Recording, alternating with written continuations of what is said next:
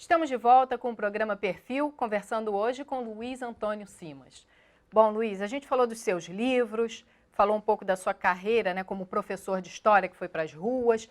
Agora, você parece que exerce assim, uma função de historiador em todas as suas possibilidades, né? Você escreve, você conta a história, você dá aula em sala de aula. E agora você tem também uma função assim que eu não sei se você esperava, que é de compositor de sucesso. Em que momento você notou que o que você escrevia podia virar música? Olha, eu aprendi instrumento quando era garoto. Então, eu aprendi a tocar cavaquinho. Foi o meu primeiro instrumento, com um professor, inclusive um senhor chamado Guilherme Arriaga, que, para você ter uma ideia, quando me deu aula era tão velhinho, era ótimo, porque ele tinha sido cavaquinista da Carmen Miranda. Ele chegou a tocar com a Carmen Miranda no Bando da Lua, né? E eu comecei a aprender o cavaquinho porque eu era muito pequeno e a minha mão não dava conta do violão. Depois eu aprofundei meus estudos de cavaquinho com um grande cavaquinista que está aí até hoje, que é o Márcio Huck, que é uma referência do cavaquinho, e achei até que eu poderia ser músico num certo momento, porque aí eu fui para o violão e tal, mas o meu instrumento mesmo sempre foi o cavaquinho. Mas num certo momento eu tive que decidir, fui para fazer a faculdade de História e uma carreira de músico, no meu caso eu queria ser instrumentista, demandava um estudo que eu não tinha como fazer.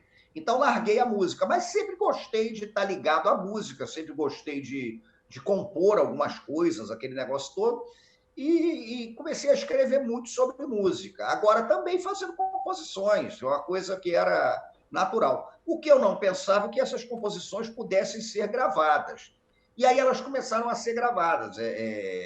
Eu lembro, por exemplo, que uma gravação que estourou de uma forma muito bonita foi de uma música chamada Afoxé de Oxalá, o Cortejo de Babá, que foi gravada pela Roberta Nistra, e essa música acabou tendo uma repercussão muito grande, né? Depois um cantor, Lúcio Sanfilippo, acabou gravando um CD só com composições minhas, melodia e letra, dialogando muito com a tradição da música brasileira, porque eu fazia ijexá, samba, toada de boi, ciranda, né? Uma porção de coisa, enfim, o jongo, uma série de ritmos. Atualmente estou com umas parcerias aí que vão ser gravadas pela Fabiana Cosa, que é uma grande cantora de São Paulo. Ela está Maravilhosa, né? lançando algumas canções. O próximo CD dela vem com 3 composições minhas. 2 em parceria com Moisés Marques, cantor, meu amigo e tal, e uma parceria minha com Alfredo Del Penho. Então a coisa foi rolando assim, e eu digo para você o seguinte, eu não vejo essas coisas, você falou uma coisa que eu concordo inteiramente, eu não acho que seja uma coisa compartimentada, não. Eu acho que, no fim das contas, esse horizonte ampliado do meu trabalho. Né? Costumo dizer que eu gosto de trabalhar numa encruzilhada, eu sou um sujeito encruzilhado.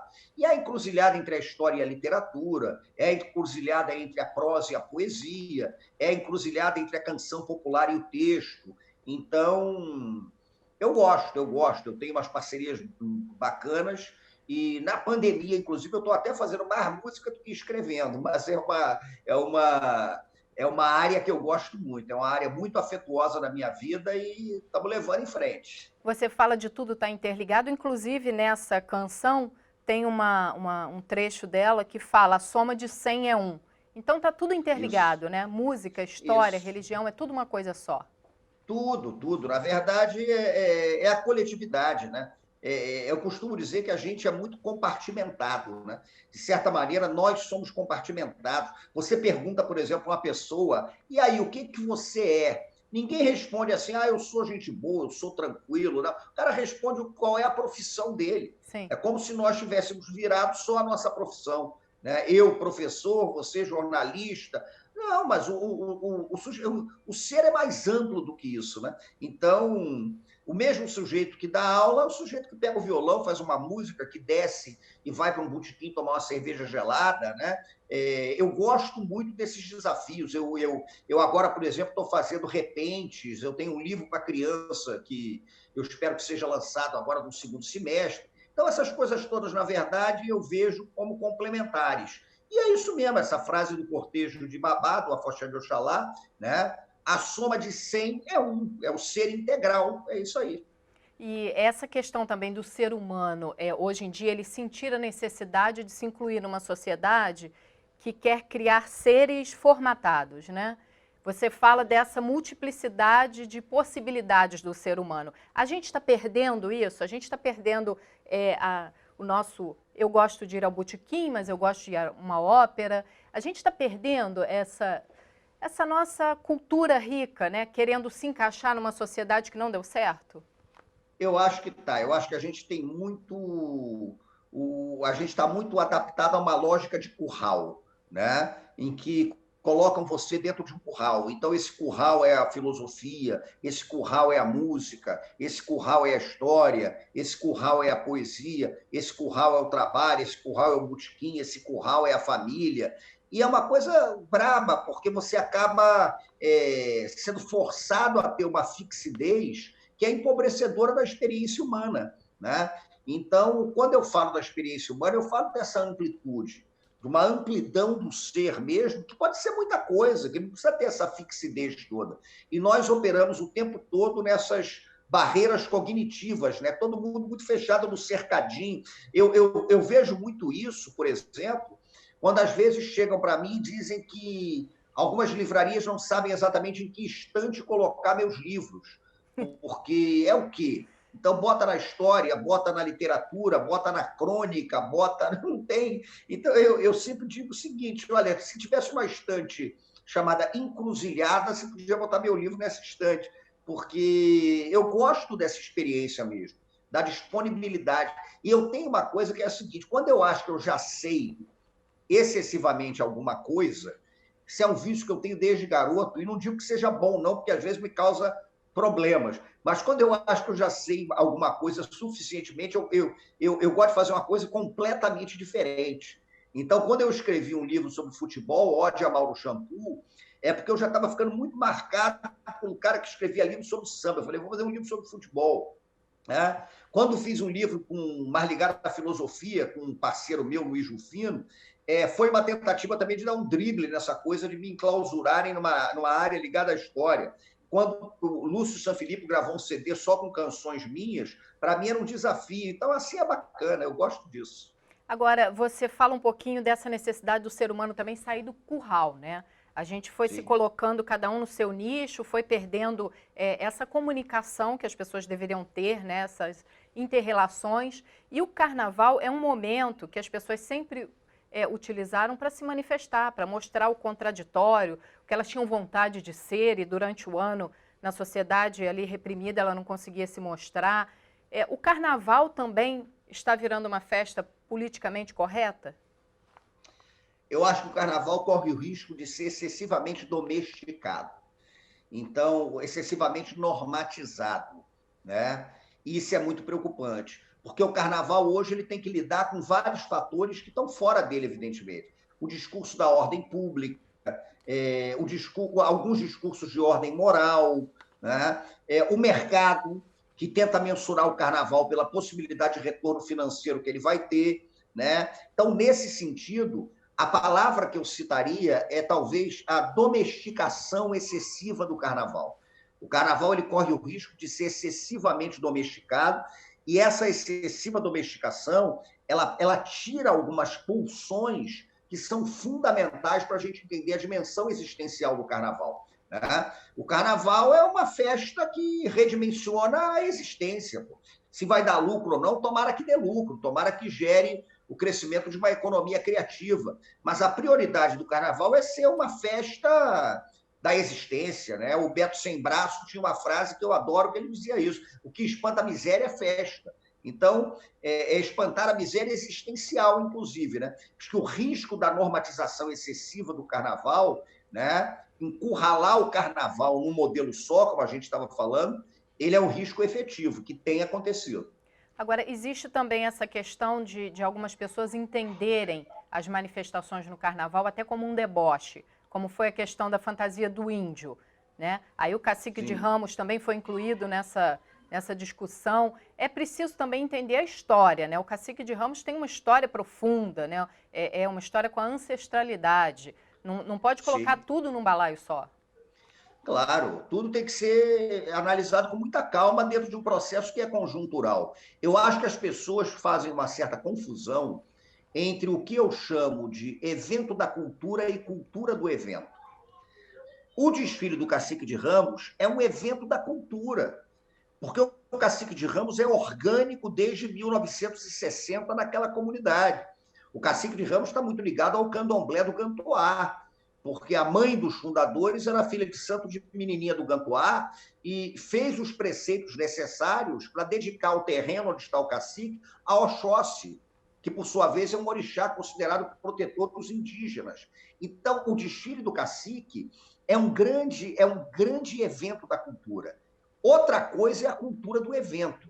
É aquela coisa solta, é aquela coisa que não tem organicidade, né? É um simulacro, não é uma vivência. Então, quando você trata as coisas pela lógica da cultura do evento, fica muito raso, fica muito complicado, e eu realmente acho que a gente pode dimensionar um sentido crítico a esse processo. Mas quando se fala, por exemplo, de um cacique de Ramos, não, aquilo é um grande evento de uma cultura cotidiana. Então, a gente ter o discernimento de analisar cada caso, tentar compreender cada caso, tentar contextualizar, lançar um olhar mesmo, que é o olhar da cultura, que é o olhar da história, o olhar da antropologia, o olhar do convívio cotidiano com aqueles fenômenos, eu acho muito importante para que a gente não caia, né, numa cultura do cancelamento em que todos os gatos acabam sendo vistos da mesma maneira de noite, é como se todos eles fossem pardos, e a gente não consegue discernir, né,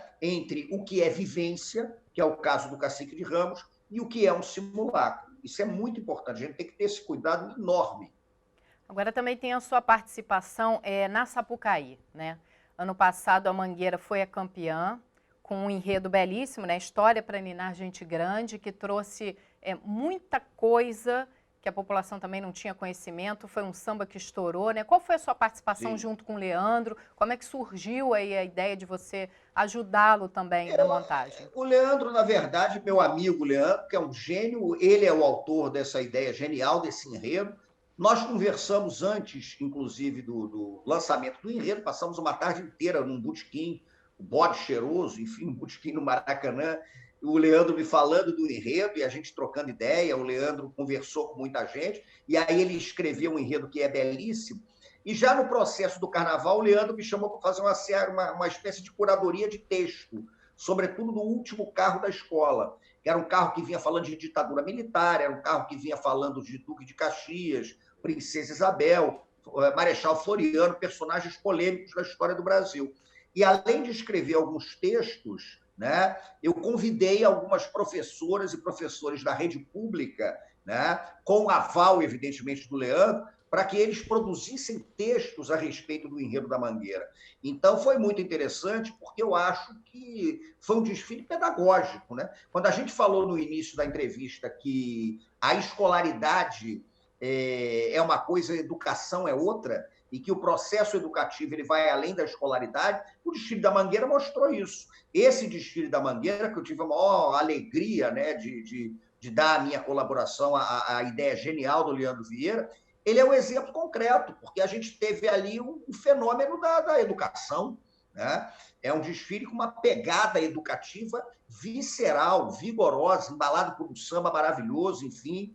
Ali deu tudo certo, ali a escola de samba mostrou que é uma potência educativa da nossa cultura, não tenha dúvida. Agora sim, mas a gente está chegando ao fim do nosso programa, infelizmente. A gente podia passar o dia aqui conversando, né, sobre música, futebol, samba. Só que ano que vem a sua música, o Afoxé de Oxalá, chega a São Paulo. Vai inspirar um samba enredo, né? O que a gente pode esperar dessa história e como é que você está se sentindo, né, com o sucesso dessa música? É uma alegria, porque é a escola campeã do Carnaval Paulista, né? O Águia de Ouro, porque em São Paulo o pessoal não fala Águia de Ouro, não, é o Águia de Ouro. E o Águia de Ouro é campeão do Carnaval de São Paulo e o Sidney, o carnavalesco, ele resolveu fazer um enredo para o próximo Carnaval, e eu sempre digo próximo Carnaval, porque a gente não sabe efetivamente quando vai ser, mas o enredo do próximo Carnaval é inspirado na minha canção, né, no Afoxé de Oxalá, o Cortejo de Babá. É uma emoção enorme para mim, porque o que acontece? Se um dia alguém resolvesse cometer a loucura de achar que eu deveria virar um enredo, eu acho que eu ia recusar peremptoriamente, porque imagina, é uma maluquice, não tem sentido. Mas quando você vê uma canção, né, uma obra sua, porque quando você faz a canção, primeiro você não sabe nem se as pessoas vão escutar, né? Segundo, você lança a canção e cada um recebe aquela canção de uma maneira, entende aquela canção de uma maneira. O Afoxé de Oxalá, o Cortejo de Babá, acabou sendo uma música muito querida pelo povo das umbandas, dos candomblés, enfim. Tem muita gravação na rede de gente cantando em terreiro e tudo mais. E quando me vem, né, o Sidney me pede autorização para que o cortejo, o Afoxé de Oxalá, seja, né, o disparador do enredo do Águia de Ouro para o carnaval, da escola campeã de um carnaval muito importante como é o Carnaval de São Paulo, isso foi uma emoção gigantesca, uma emoção enorme, né? Tanto que eu não sei como é que eu vou fazer, porque eu sou jurado do Estandarte de Ouro, né, do prêmio, o maior prêmio do Carnaval aqui do Rio, mas, ao mesmo tempo, eu quero muito assistir o desfile do Águia de Ouro. Não sei se desfilar, que não é a minha praia, eu prefiro ver, mas eu quero assistir. Então, é uma emoção. Isso, na verdade, é uma alegria, é um prêmio, para mim, que, com toda sinceridade, me comove mais, por exemplo. Eu fiquei mais surpreso e comovido do que, por exemplo, ter recebido um prêmio literário da importância do Jabuti. Não estou negando o Jabuti, não, é fundamental. Está aqui na minha estante, eu tenho 2 jabutizinhos aqui, ótimos, mas imaginar uma escola de samba desfilando com uma canção minha como elemento disparador do tema é muito bonito. Aí a gente começa a perceber que está acertando, isso é bacana. E você falou uma coisa muito importante agora, né? O próximo enredo, porque a gente não sabe também quando será esse desfile, né? É para a gente Isso. fechar o programa, agora fechando mesmo. Que sociedade sai dessa pandemia? Como é que o carioca vai ficar depois disso? Porque o carioca é um ser da rua, né? Ele está na praia, ele está nas trilhas, nos botequins, e agora ele está trancado em casa, né? Que sociedade que sai disso e que reflexão as pessoas tiraram desse período da pandemia? Olha, eu sei, eu tenho uma certa dificuldade em fazer essas previsões, porque eu costumo dizer que eu gosto de me refugiar na história. Então, a história a gente vai para o passado tentar entender o que aconteceu. Mas eu acho que a gente vai sair dessa pandemia cada vez mais com a impressão de que a cidade é uma cidade disputada, né? Eu acho que se pelo menos a gente levantar algumas indagações, que cidade a gente quer? Que rua a gente quer? A gente quer entender a rua como um espaço de encontro ou como um espaço pensado a partir da lógica da circulação de mercadoria? A gente quer entender uma cidade propícia ao carro ou a gente quer entender a cidade que priorize as pessoas, né? A gente quer entender uma cidade com mais lugares de encontro ou com mais lugares de passagem? Como é que a gente pode reocupar a rua? Como é que a gente vai reocupar o território? Que tipo de cidade é essa? É viável viver numa cidade em que o nível de solidariedade, o sentido de pertencimento comunitário é tão escasso? Como é que a gente constrói novas sociabilidades a partir disso daí? Então, me parece que se essa pandemia, por exemplo, colocar essas questões, levantar essas questões, eu não sou doido de dizer que vai ter sido válido, porque não é. Ninguém imagina. Eu não tenho nenhum discurso de ajuda, de auxílio, de ver lado bom da pandemia. Eu não vejo. Eu acho que é uma coisa dramática. Agora, a gente tem que entender o que, que nós vamos fazer com isso, né? E me parece que se pelo menos a gente tiver a impressão de que é urgente rediscutir a cidade em que a criança não brinca, por exemplo, ela é um hospício de adultos. E a nossa cidade é uma cidade que não pensa a urbanidade a partir da perspectiva da criança. Estou levantando um detalhe aqui dentre vários. Então, eu gostaria muito que essa situação difícil que a gente está passando, vai ser superada, mas é complicada, que ela gerasse pelo menos uma indagação sobre que cidade a gente quer.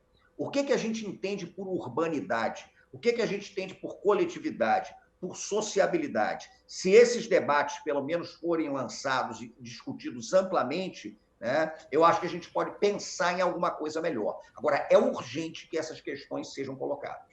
Bom, Simas, te agradeço a participação aqui no programa Perfil. Infelizmente, o nosso tempo chegou ao fim. Você pode rever o perfil aqui. É só acessar www.youtube.com/tvalerj. Até a próxima!